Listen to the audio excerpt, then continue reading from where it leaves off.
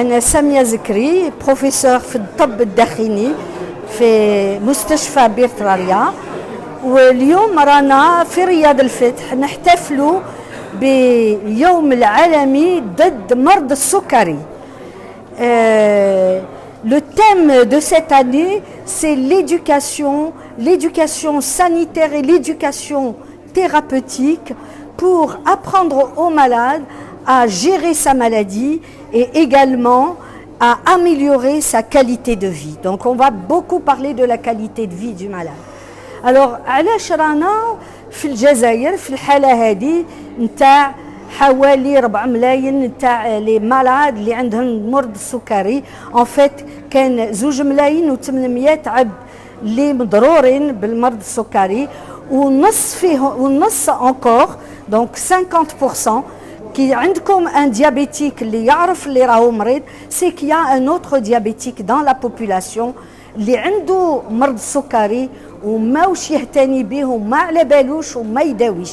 Donc il ne faut pas s'étonner qu'après on ait des complications. Et les complications تاع المرض السكري صعب بزاف.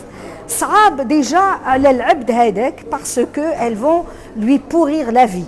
Quand vous devenez aveugle, quand vous perdez l'usage de vos reins et que vous devez vous retrouver 3 fois par semaine en dialyse, lorsque vous perdez l'usage de vos jambes parce qu'on vous a amputé, ou encore lorsque vous avez le cœur qui est atteint et que vous avez fait un infarctus du myocarde, ou encore que vous avez fait un AVC, eh bien votre qualité de vie est forcément pourrie, elle n'est pas bonne. Et ce qu'on voudrait, nous, en cette année, c'est surtout dire aux gens, il y a 2 types de diabète. C'est vrai que le type 1, il touche surtout les sujets jeunes, les enfants et les sujets jeunes, et celui-là, il n'a pas réellement de prévention. Mais le type 2, c'est-à-dire celui qu'on voit le plus dans la population, il se prévient. Et il se prévient comment? Eh bien, la balle est d'abord dans le camp de la population. Il faut faire attention à ce qu'on met dans son assiette. Il faut éviter de grossir, il ne faut même pas avoir du surpoids. Il faut surtout éviter d'avoir de la graisse autour du ventre parce que c'est celle-là qui va vous apporter le diabète et les maladies cardiovasculaires. Il faut également arrêter de fumer. Il faut aussi, et c'est très très important, c'est un message fort de cette année, lutter contre la sédentarité. Même lorsque vous travaillez ou lorsque vous êtes assis derrière un ordinateur ou derrière une télévision, toutes les 30 minutes, il faut se lever et marcher un petit peu pour activer la circulation. Et bien entendu, il n'y a pas mieux que la marche en aérobie. Il y a aussi les exercices de résistance, c'est-à-dire un peu de musculation. Donc même ceux qui sont handicapés, qui ne peuvent pas marcher, ils peuvent faire ces exercices de résistance. Et puis il faut éviter le sel, éviter l'alcool, arrêter de fumer, et puis voilà, manger sainement, prendre des fibres, prendre des légumes et des fruits frais, et éviter surtout les sodas, les fritures et que sais-je. Tout le monde connaît les mauvaises habitudes. C'est ça qui est en train de nous tuer.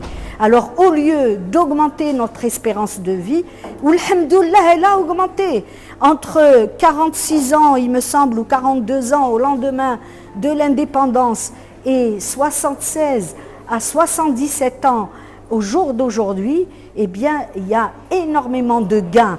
Mais si vous avez le diabète, c'est un message fort. Le diabète va diminuer votre espérance de vie de 12 ans. Alors, ne gâchez pas votre vie. Faites ce qu'il faut pour avoir cette espérance. Maintenant, pour les diabétiques, je voudrais leur dire que quand ils font ce qu'il faut, c'est-à-dire ils se prennent en main, ils vont régulièrement consulter leur médecin, ils font tout pour se faire équilibrer. Et on équilibre non seulement le diabète, mais également la tension, également le taux de graisse dans le sang, le cholestérol, etc. On marche et quand on fait ce qu'il faut, eh bien, on peut vivre comme la population générale, autant que la population générale et avec le moins de complications possibles. Et d'ailleurs, je voudrais, pour ne pas vous mentir, vous dire qu'on a des intérêts à éviter, même quand on a des antécédents familiaux, on a intérêt à tout faire pour avoir ce diabète le plus tard possible. Donc si je fais de la prévention, au lieu de l'avoir à 45 ans, 50 ans, je vais l'avoir à 70 ou 75 ans et il n'aura pas le temps, ce diabète, de me faire des complications.